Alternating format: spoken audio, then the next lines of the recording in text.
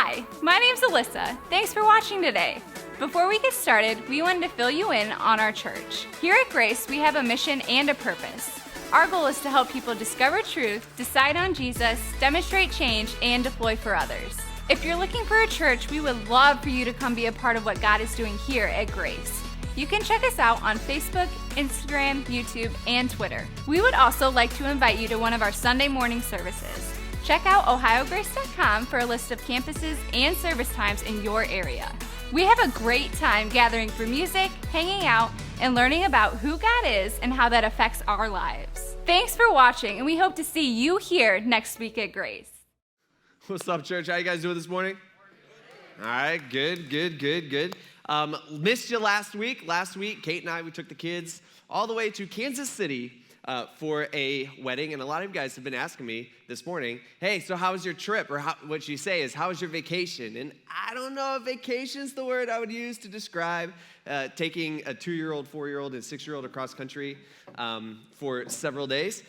Usually I think of vacation as like really relaxing, you know what I mean? And I wouldn't necessarily use that word to describe our trip, but it was good. And every single day, you parents, you know exactly what I'm talking about, okay? But every single day, it's like we had something going. On Thursday, we left, we cleaned the house, and we drove to Chicago. We spent the night in Chicago. Friday morning, we got up early. We drove all the way to Kansas City, just enough time to check into our hotel, get the kids all dressed up, and go to the rehearsal dinner on Friday night. After that, it's late, and so you get back to the hotel, you put the kids in bed, and then Kate and I, we are exhausted. On Saturday morning, we wake up early, we get the kids dressed, we go to a wedding, and then after that, you got the reception that lasts most of the afternoon. And then on Saturday night, Kate and I, we did get a chance to leave the kids behind, all right? Kate's mom, bless her, all right, washed the kids in our hotel room and put them to bed. As Kate and I went downtown Kansas City with a bunch of other people our age, from the wedding party, and we just had a good time downtown Kansas City. But then you get back at like 1 in the morning, and you go to bed, and you wake up early on Sunday morning, and it's driving all the way back to Chicago, and then we stay in Chicago for a day, and then after that, we drive to Indiana, and we stay there for like an afternoon and morning, and then we drive home. So that's kind of what our trip looked like. It wasn't much relaxing. We were on the go 24/7, and one thing that I realized during this week of me being with my children for 24/7 is that my kids could do some major complaining. Have you noticed that? I mean, have you parents noticed that about your kids? Right? No, never, right? They don't do that. I mean, my kids could do some major complaining, and not only just complaining about normal things, my kids they're really good at complaining about dumb things. All right, and so I've heard all kinds of complaints throughout the trip, and just to give one example, is when Kate is handing out snacks of Cheez-Its. Okay, you know what a Cheez-It is, right? They're all the same, right? One of my kids gets their Cheez-It and says, I don't want this Cheez-It, I want that Cheez-It. You know, it's stuff like that where you're just like, they're all the same. There's no difference, all right? Take your Cheez-Its and go, you know, just come on. Zip it is what I should have been saying. But not only can my kids do some major complaining, I realize that I, too, am a complainer. And the truth is, every single one of us, we all are complainers. I mean, think about all the things that we complain about on a regular basis. You ever complain about work? Right? Ever complain about your boss? Right? Ever complain about food or the weather? Or how about this last week, gas prices? You ever complain about that? Okay. Ever complain about the government? Ever complain about the people around you? Ever complain about the Wi-Fi? We complain about, I think if we could really understand, I don't think we get it. I don't think we understand how much complaining that we do in our lives. Just on Friday, as I'm writing this message and trying to figure out what I'm going to say today, one of my buddies calls me up and he's telling me about a person at work who just complains all the time. And he's just like, man, she just complains about this, she complains about that, and we try to do things differently for her, and then she complains about that. We try to go, out of our way to accommodate her, and she's complaining. And I'm like, oh man, those people are so terrible. I hate, being around those people. It just brings you down, all this stuff. And then I realize, I'm like, oh man, I'm complaining about people complaining. You know what I mean? It's like that kind of stuff. We complain all the time. It's like a part of us. I mean, think about all the dumb things. Like I get, my kids complain about dumb things. Think about all the dumb things we complain about. All right, we complain sitting in the drive-thru for 10 minutes as they hand us hot, ready, food that we didn't have to cook ourselves, okay? But it's not fast enough for us. We complain as we sit on the couch and the remote is just out of reach.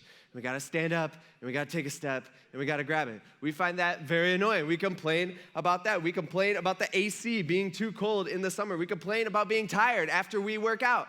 Well, duh, right? You chose that. Like, I don't have to worry about that. But it's like, yeah, that's what happens, right? Don't complain. You did that yourself.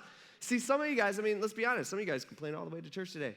It's too hot, it's too cold, you're driving too fast, we're late, you're driving too slow, all right, I'm tired, I'm hungry, the parking lot's not finished, like what the heck, I gotta park over here, this is where I normally park, we're gonna get a bad seat. It's just all these things that we complain about, and we complain all the time, all right? As I'm thinking about this past week, as I'm sitting there and I'm trying to figure out, I'm thinking about complaining and just how much we complain, and just all that kind of stuff. There's different types of complaining, you know what I mean? And so I want to talk through some of these different types that kind of came up with. The first person is like the whiner. You know that person? Okay, by the way, as you're sitting here as I go through some of these types, I guarantee you could think of somebody who's going to match each and every one of these types, okay? Like you could picture the person in your head. But you got the whiner. The whiner, this is the type of person, when they complain, it's just life is not fair. Nothing's ever fair. It's not fair, it's not fair, it's not fair. Everything is about fairness, and we complain, we whine about it just constantly. Like that's just a way that some people complain. Other people, they're like the martyrs out there, you know?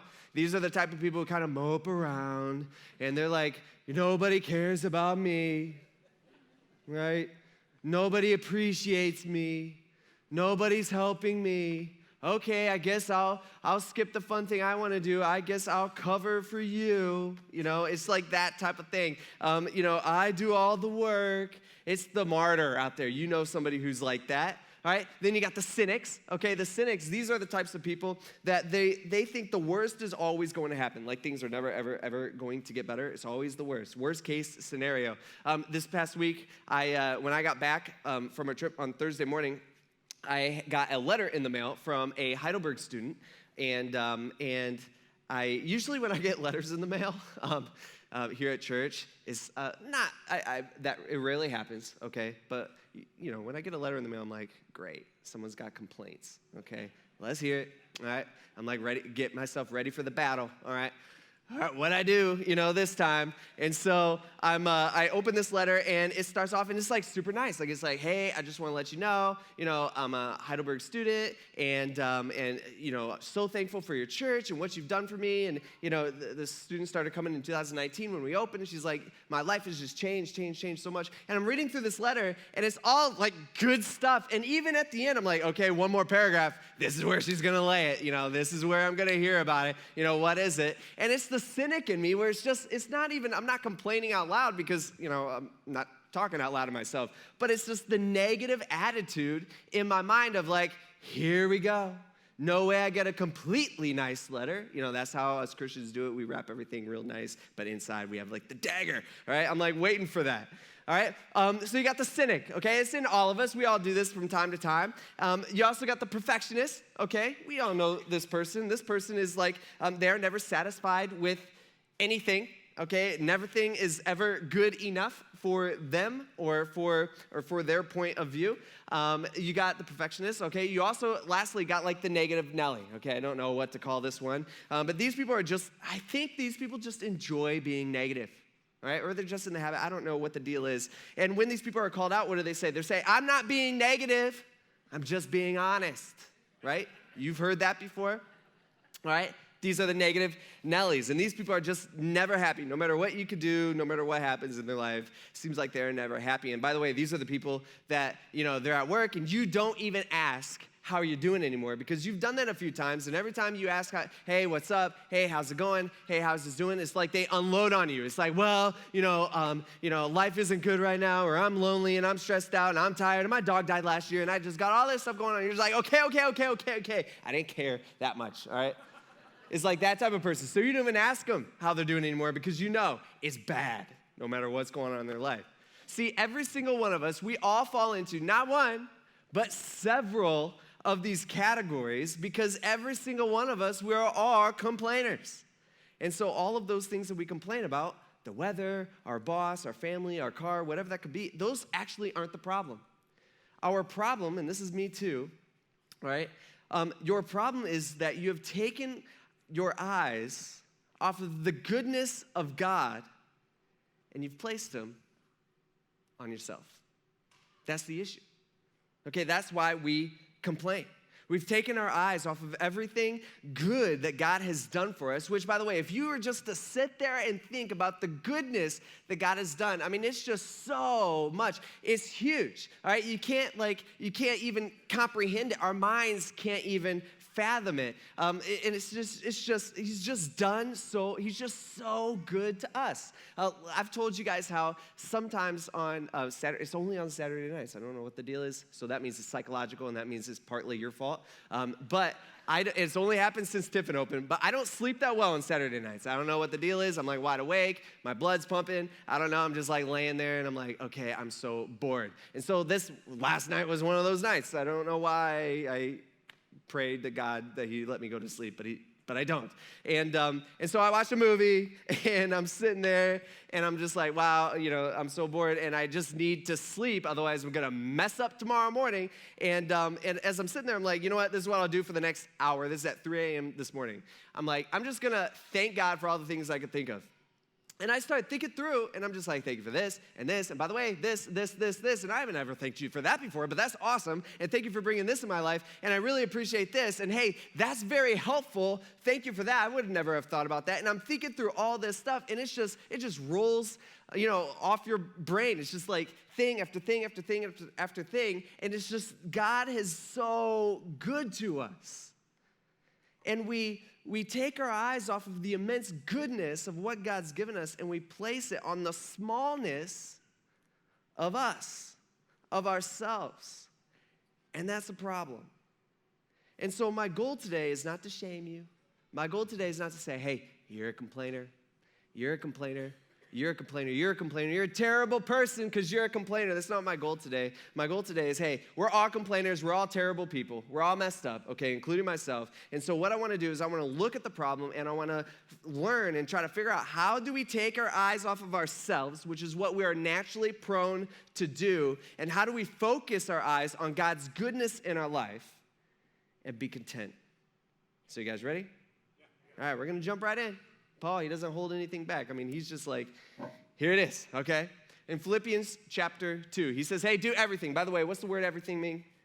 We go through this sometimes, all right? Everything means everything, okay? So everything, all circumstances, all situations, all the things that are going on in your life, it doesn't really matter because everything, it all falls into the category of everything. He says, do everything without grumbling and arguing. Now, this word for grumbling in the Greek and in the English is actually a word that sounds like what it means. You know what I'm talking about? Okay, so it's like grumble. It's this word of people complaining and people grumbling about things. And actually, the word can also be translated as complaining. And so it's this thing. Here's Paul. He's saying, hey, you need to watch out, all right? He says, do everything, whatever you got going on in your life, all right? Everything, meaning good days or bad days or happy days or sad days, all right? You got good grades, bad grades, good job, terrible job. You got a great boss. You hate your boss, or you shouldn't hate your boss, okay? You got a good future. You got a dim future, whether you got great circumstances, bad circumstances, whether you have an awesome marriage or you have a horrible marriage, whether you have a great family or a terrible family, whether you got money in the bank or whether you're broke or whether you have a good life or a bad life. Here's Paul saying, it does not matter. It doesn't matter. It does not matter. He says, do everything without grumbling, or do everything without complaining. And when Paul's writing about grumbling and complaining here, he's actually using the same language. This is why he uses the word grumbling. All right, not only does it sound like what it is, the grumble part of it, but he's using the same language that Moses used to describe the nation of Israel during the Exodus out of Egypt. Now, you guys remember this story. We actually talked about this just a few weeks ago. We went through some of this, and he's using the same language here. You guys remember how this goes? Okay, so the Jewish people, they were slaves in Egypt for around 400 years, and then what's God do? He calls this random guy named Moses out, and he says, hey, Moses, I want you to lead my people. I'm going to use you to lead my people out of Egypt, and it's going to be awesome. And so Moses does this, and the Jewish people, they watch miracle after miracle after miracle, and they watch all these like plagues and all these terrible things happen to the Egyptians. Egyptians because Pharaoh refuses to let the people go. And they get to witness this stuff with their own eyes. So they know that God's like real, right? And then what happens? They get out. Actually, Pharaoh, he says, you guys need to leave. And they take all of the riches out of Egypt. They take all their stuff. People are like paying them to leave. And they leave, and then they go they go by the Red Sea, and then God splits the sea, and they walk through on dry ground, and then the sea goes back, and they're following a pillar of fire, and they're fed from this stuff called manna that we don't even know what it is, this like bread-like substance that God provides for them. Miraculously, they get water from a rock. Their clothes don't wear out. And what do these people do? Same thing my kids did all last week. The same thing we do so many times in the middle of our blessings every day. What'd they do? They whined, they griped, they grumbled, and they complained. Constantly. And they do this over and over and over. Actually, there's no better example of complainers in the Bible than this whole nation of Israel. Right? They complain about water, so God gives them water. They complain about food, so God gives them food. Later, they complain about the food that God gave them because they're tired of that food, so God gives them different food. I mean, they just complain over and over and over again. And here's an example. This is how it goes. Just constant. It's a cycle going back and forth, back and forth. It says the entire Israelite community, they grumbled. Here's the word. All right, this is where Paul's pointing back to. He's saying they grumbled against Moses and Aaron in the wilderness. And the Israelites, they said to them, they say, hey, I got to say this in a really whiny voice because this is how I'm sure it sounded. Okay. If only we had died by the Lord's hand in the land of Egypt. They're like, if only we would have just died. It would have been so better. Talk about negative Nelly. Okay, this is what these people are. Like, they're just like, if only we would have died. All right? They got like all categories in here. It's like, remember those days when we sat by pots of meat? All right, by the way, pots of meat, sitting by a pot of meat doesn't sound so bad right now because I'm hungry, okay? But here they are. They're like, when we sat by pots of meat and we ate all the bread that we wanted, those days were so good. Instead, Moses, you brought us into the wilderness to make this whole assembly, this whole nation die of hunger, right? Look at us, right? This is so terrible. We loved being slaves. That was so fun. We had all the food we wanted. We had all the work, that we could possibly have wanted as well. And we hate being free where the Lord provides for us. This is terrible. Just complaining and whining over and over and over again. And Moses' response is so key. This is how he responds. And this is what we need to, this is one of the points I just want to make this morning. He says, who are we? He's like, oh, you're complaining against me? You're complaining against me and my brother Aaron. Like, who am I? Why are you complaining against me? He says, your complaints are not against me, but against the Lord. Right? So think about that. Every time that we complain, like, do you realize this? Every time that we complain or vent, okay, I know some of you guys, you're already substituting the word. You're like, well, I don't complain, I vent, okay? Venting's the same thing, all right? You can't just change the word and think you're good, all right? Venters, all right. Do you realize that every time you complain or every time you vent, do you realize you're actually complaining against God? Does that freak you out a little bit? Because that should. That freaks me out a little bit as I'm thinking about this week. I'm just like, oh man, it's a little freaky. All right, so Paul, what he's doing here thousands of years later is he's writing this letter to this church in Philippi, is he's using the same language. And then the readers totally understand this because most of the readers are Jewish people and they're like, oh, grumbling. Okay, we know what you're pointing at. You're actually, remember, we know the stories about Moses bringing the Jewish people out of Egypt. And so he's trying to get the readers to connect. He's basically saying, hey, you remember what Moses pointed out? We should never complain. And then Paul explains why. He says, so do everything without grumbling and arguing. He's like, you can't be complaining. Every situation all falls in the same category of everything. He says, here's the reason why. Okay, this is it. So that, this is why. This is the reason. This is why it matters so much to God. He says, so that you may be blameless and pure, children of God who are faultless in a crooked and perverted generation, among whom you shine like stars in the world. All right, here he's saying, why? Like, why should we not complain? Not, if just that God told us not to is not good enough, right? He's saying, here's the reason. This is why God cares about it so much, is because the world is obsessed with complaining. Have you noticed that before? No? Okay, watch the news tonight. Okay, you'll see. Okay? The world is obsessed with complaining.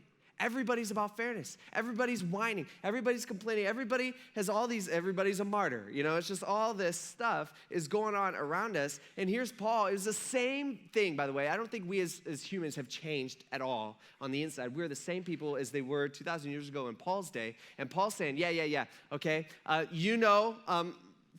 Church in Philippi, he's like, the world, all right, they are filled with complaining. All right, they're all about complaining, but not us. Not Christians. We're not supposed to be complainers. We're not supposed to be negative like that. And when we stop complaining, this is what Paul says. You know what people are going to do? You know what the world is going to do? They notice. They notice. You stop complaining on your team, your teammates are going to notice. You stop complaining at work, your fellow employees, they're going to notice. All right, stop complaining at home. All right, your family is going to notice. The world notices when we stop complaining. I mean, that's exactly what he says. He says, he says it in a more figuratively way. He says, hey, you will shine.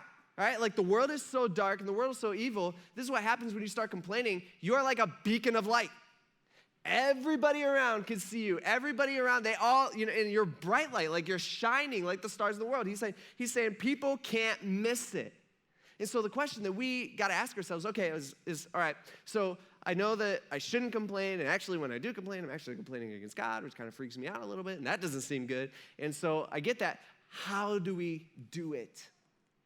It's easy to say, okay, right here, 9:48 a.m., Sunday, June 12th, or whatever it is, 12th, all right? Today I stopped complaining, all right? Easy to say that. That's not how it happens. Right? Because it's like ingrained in us. Like our minds are trained to complain. It's not as easy as just saying it. And so the question is, how do we do it? And the trick is, as Christians, especially us as Christians, what we got to do is we just have to change our perspective. That's what it is. That's the answer. Is we got to change our perspective. We got to change what we say about it, whatever it is. All right, we got to change how we think about it, whatever it is. I mean, it's all in the mind. It's a battle that every single one of us, we have to compete in on a daily basis. And we got to take our eyes off of ourselves for just a moment, and we got to focus our eyes on God's goodness. Now, again, this isn't something that just comes natural for us. This is something that has to be learned. And Paul explains this in just a few paragraphs later as he's wrapping up his letter. So one of the reasons why Paul writes this letter is he's saying they had sent him a gift, and he's just saying thank you, but then he also wants to point out some things that they need to work on. One of those is complaining. So at the end of his letter, a few paragraphs later, he says, hey, I just want to let you guys know that I rejoiced in the Lord greatly because once again, you renewed your care for me. He's like, hey, I got your gift. All right, and I appreciate your gift. Remember, Paul's in prison. Paul had to still support himself. It's not like prison today where you got TV and I don't know, all this stuff that they got. Food, okay? They didn't feed Paul. All right, people had to feed Paul for him. And so that's part of the reason why they were sending money to help pay for his care. He's saying, I rejoice in the Lord greatly because once again you renewed your care for me. You were, in fact, concerned about me, but you lacked the opportunity to show it. So here Paul, he's saying, hey, I received your gift, and I just want to say thank you that you were able to do what you were able to do for me. And he also acknowledges, saying, hey, I know that you've wanted to help me out for a long time, but you just were not able to. Okay, you got to remember that in the Roman Empire, it's not like today. You couldn't just jump on a plane or a train or jump in your car and drive and deliver, food or money or whatever. You couldn't do that, right? So this was actually, from Philippi to Rome, is actually a 2 to 3 month walk. And so somebody had to take off work, right, and figure that out, and make that trip, hopefully without kids, right? 2 to 3 months. And so this guy who goes from Philippi is this guy named Epaphroditus. And we learn in chapter 2 of Philippians that Epaphroditus, he actually almost dies because he gets sick along the way. All right, so it's a dangerous thing, and it's a big deal for these people to send a guy with this gift. And so here's Paul. One of the main reasons for this letter is he's just saying, thank you. Just want to say thank you. In verse 11, he says, and I don't say this out of need. He's like, thank you for the gift. I'm not saying I need your gift. All right? I don't need the things that you're providing me. He says, for I have learned to be content in whatever circumstances I find myself. Key word here is learned. All right? Learned, meaning it's not natural for us, meaning it just doesn't happen for us, right? Okay? All right, we all agree with that. This is something that it's not just he's an easygoing guy. It's not just Paul, oh, that's his personality. So yeah, easy for Paul. My personality is different, so it doesn't apply to me. That's not what's going on here, okay? He had to learn it just like we have to learn it. It's just like we have to learn and train our minds to get our eyes off of ourselves and focus on God's goodness. This is something that we have to learn to do. Like, this is something that takes time and effort on our part to take care of. It's not natural. Every single one of us, we are all in the same boat here. And I think that's what we just don't seem to understand. See, what we do is we push back, right? When we hear stuff like this, we're like, well, I don't complain that much. And sometimes we already debunked the venting thing, okay? Because I know that's the other thing is I'm just venting. No, you are complaining against God, okay? But we push back saying, well, here's the deal, Zach. All right, you don't know what I'm going through. And you're right. I don't. Or you don't know what my family's like. Or yeah, in most situations, I don't complain. Right? Even when bad things happen, I don't complain. But this particular situation, it's just different. It is driving me crazy. Or we think to ourselves like, I have the right to be discontent because my friend or my brother or my ex-wife or my ex-husband, they are all doing great in their life, and my life just doesn't seem to measure up, and it just doesn't seem to be fair. Or we think, I deserve better than what I got. See, it's all about perspective. I mean, think about it. You think you have it bad? Just saying. You think you have it bad? Paul, the guy who's writing this letter, chained 24/7 to a Roman guard in a Roman prison, having to still figure out a way to feed himself, I think he had it pretty bad. I mean, actually, in 2 Corinthians, Paul kind of lists out some of the things that he had been through, and he's not complaining about it. He's just saying, hey, here's the facts. Like, this is what I went through, but it's okay, and I can still have joy even though I went through this stuff. He talks about how he had been beaten more times than he could even count. He talks about how he was constantly in danger of death. He received 39 lashes 5 different times in his life. The Romans were experts on, like, pain, all right, and punishment. And the Romans knew that, hey, if someone got 40 lashes, they would probably die. But if they got 39 lashes, they'd be on the brink of death, but they probably would not die, right? So Paul's like, I was on the brink of death like 5 different times by lashes. He says, I've been beaten with rods 3 different times. He says he had been stoned and shipwrecked 3 times, and he had spent a day and night in the sea, and he had faced dangers by rivers and robbers, and his own people, the Jewish people, were trying to track him down and kill him. I bet that hurt. His own people. But there was other people trying to kill him as well. He had faced dangers in the city, but also out in the wilderness and in the sea, and he's had so many sleepless nights. He had experienced starving, where he's had so many days without food, but he had also has experienced dying of thirst. He's experienced unbelievable cold, and on top of that, he's experienced this pain, this sickness that has come upon him that he keeps praying to God to take away, and God says, no. Paul's like, okay. And on top of that, he feels a bunch of pressure to care for the people in all the different churches that he started spread throughout the entire Roman Empire, while those people are being killed for their faith in Jesus. All right, so like if anybody has a good excuse to complain about their circumstances, in my opinion, it's just me, it's Paul and not us. And so here he is sitting in prison. I want you to think about this. I want you to picture this in your mind. Here's Paul sitting in prison. He's handcuffed to a guard, chained to a guard, and this is what he writes. Verse 12, he says, I know. He's pinning it down. He says, I know how to make do with the little, like what I'm going through right now, and I also know how to make do with a lot. He says, in any and all circumstances. Again, that covers everything. Everything. We got no excuse. He says, I have learned the secret of being content. See, the word secret here, it's actually a Greek word for being initiated. It's kind of like the idea around it. And so here's Paul. He's like, hey, it's almost like he's in the secret club. It's kind of cool how, if you dig in and you figure out what the words, what kind of the extra meaning, what Paul's meaning here is, it's kind of like he's hinting towards, he's saying, hey, it's like I'm in a secret club, right? And this club, the name of this club is People Who Don't Get Freaked Out About Stuff Club, okay? And guess what? It's a secret club, and I'm in it, and it's awesome, all right? It's great. I love every minute of it because I've learned the secret of being content. Like, that's the answer. Like, that's how you do it. He says, in the next sentence, he says, whether well-fed or hungry, it doesn't matter. Whether in abundance or need, that doesn't matter either. Here he is, he's saying, hey, I know how to become content while being wealthy. Before he was a Christian, we know that Paul was a young, fluent, wealthy, rising star. I mean, Paul was the next it before he became a Christian. But here he is in prison. He's saying, I also know how to be content with nothing. I'm good with this. This is what God wants for my life. I can handle it. He says, I know how to be content when I have more food than I could possibly ever eat, which is like us today. Or he's saying, I also know how it is to be content when I am starving. You see what he's doing here? Like, this is so key. See what he's doing? Right? He's saying contentment, pay attention. If you haven't listened to anything, listen to this. Contentment is not in any way related to your circumstances. You get that?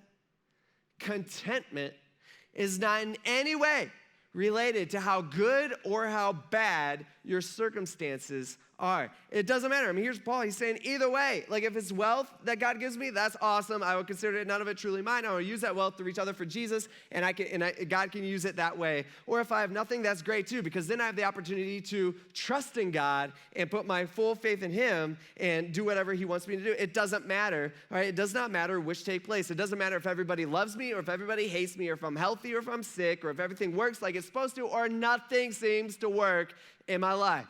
Doesn't matter if I'm comfortable or uncomfortable. He's saying it doesn't matter. I have learned to be content in everything.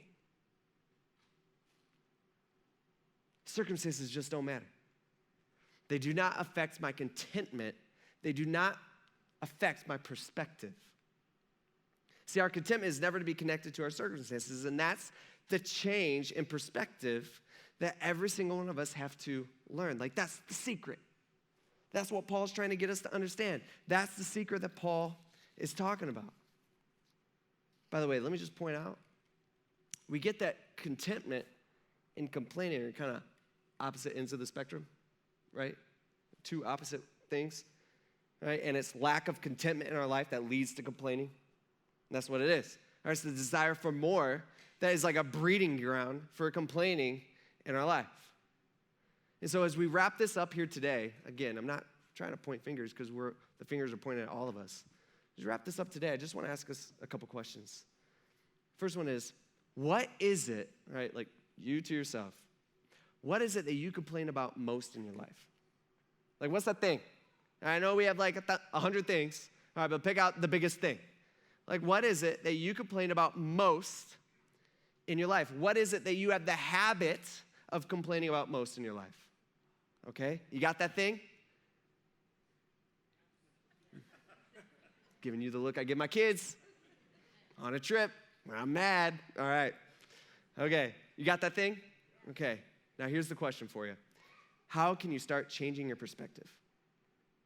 Not this week, not tomorrow, today. What do you got to do? How can you start changing your perspective on that thing, whatever that thing is, today? What changes do you have to start making? Remember, this is not just going to happen overnight, right? This is something that has to be learned. Like, it's a process. Unfortunately, for all of us, we're messed up and we're not perfect, but it's something that we have to learn. It's something that we have to battle and compete in our minds with every single day. I was sitting down this week and I'm, wondering, I'm like, you know what? It's kind of crazy because here's Paul, he's saying here, God's saying, hey, if you stop complaining, people are going to notice. It's going to be crazy. And you're going to shine for God in this dark world. And it just made me think. I'm like, hey, what if we as Grace Community Church just simply stop complaining? I'm not saying stop sinning, okay? I'm just saying, what if we just stopped complaining? Like this one thing we just kicked out of our life, or we cut it out of our life. Like what if we as Jesus followers, like together, just cut out complaining from our life? Like how much more could God use us? How many people in our family or our workplace or at school or, on the team or whatever it might be, how many of those people would come to decide to give their lives to Jesus simply because we cut this one thing out of our life? How bright would we be as the light in this dark world? What would that do to our community? It would start in our workplaces and the places that we're at and start in our families, but it would grow and grow and grow. Where would it stop? It just makes you wonder. It would completely change with our community, and it starts with us, but even more, it's just what God tells us to do. And so we got to remember, this is what I want you to remember as we go throughout this week. Number one, when we complain, we actually complain against God, which should bother you. We got to change our perspective. And the secret to changing that, or to not complaining as we change our perspective, is learning to be content no matter what happens. All right? It's taking our eyes off of ourselves, being content with who we are and being content with what we have. And we take our eyes off ourselves and we put our eyes on the immense goodness that God has given us. That's what we need to do. That's the secret to not complaining. That's how we learn to be content with what we have. Let's pray. God, we thank you for today, and we thank you for this church. God, every single one of us, we are terrible complainers. We just are, right? We're not good at being content, and so we complain about everything. And we complain against you, and it's messed up.